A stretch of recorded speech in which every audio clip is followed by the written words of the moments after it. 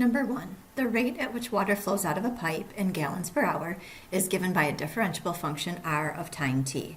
The table below shows the rate as measured every 3 hours for a 24-hour period.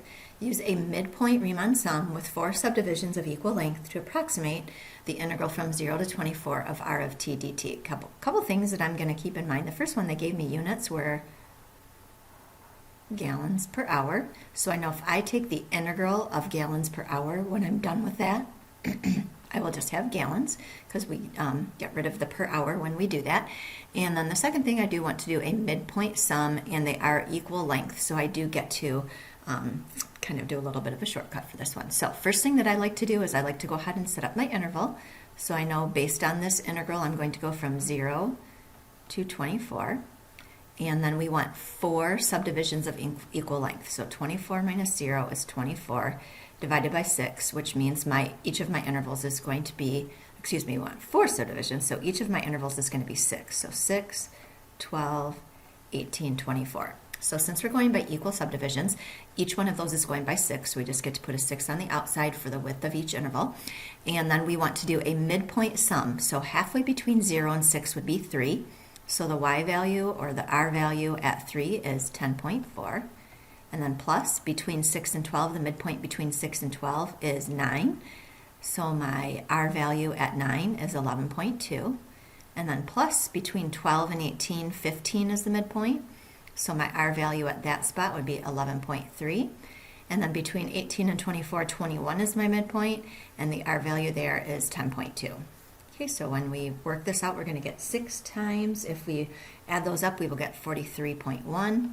And then when I multiply by 6, I will get 258.6. And we already determined that my unit was going to be gallons.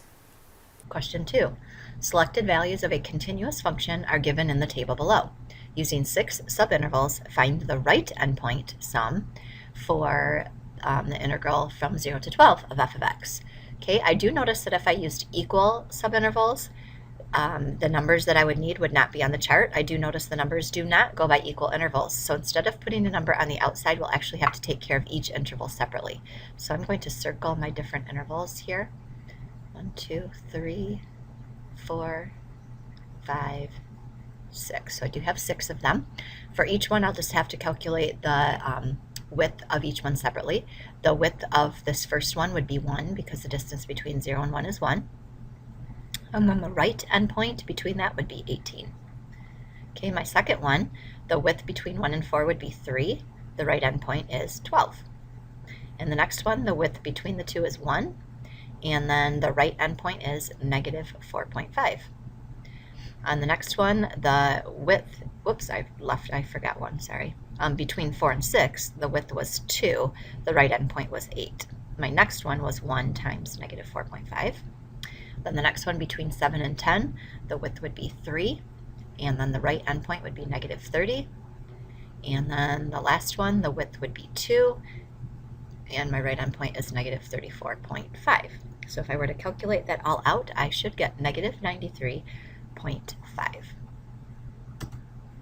Okay, number 3, use the trapezoidal rule with n equals 4 to approximate the integral from 4 to 7 of the curve 5 over x plus 3 to the 4th dx. All right, I'm going to start with making my chart. I know I need to go from 4 to 7, and I need 4 intervals. So to figure out what I should go by, I'm going to do 7 minus 4, which would give me 3. And I need to separate it into 4 different parts. So I'm going to have to go by 3/4, or I'm going to actually go by 0.75. So I think that's a little easier. So I'll have 4.75, 5.5, 6.25, and then 7. Okay, when I use the trapezoidal rule, it's always 1/2 times the height. The height would be what I'm going by, which would be 0.75. And then on the inside, remember we actually will use all of these values. I will find f of 4. My insides get multiplied by 2, so I'll have 2f of 4.75 plus 2f of 5.5 plus 2f of 6.25, and then the last one does not get multiplied by 2. Okay, after evaluating this, I should end up getting 0.003 as an answer. I would strongly suggest on this one, just to make your life easier, to actually plug this function in for your y1, and then when you type it in, you could do y1 of 4 plus 2y1 of 4.75, and so forth. And if you needed help doing that, please just ask me and I'd be more than happy to show you again.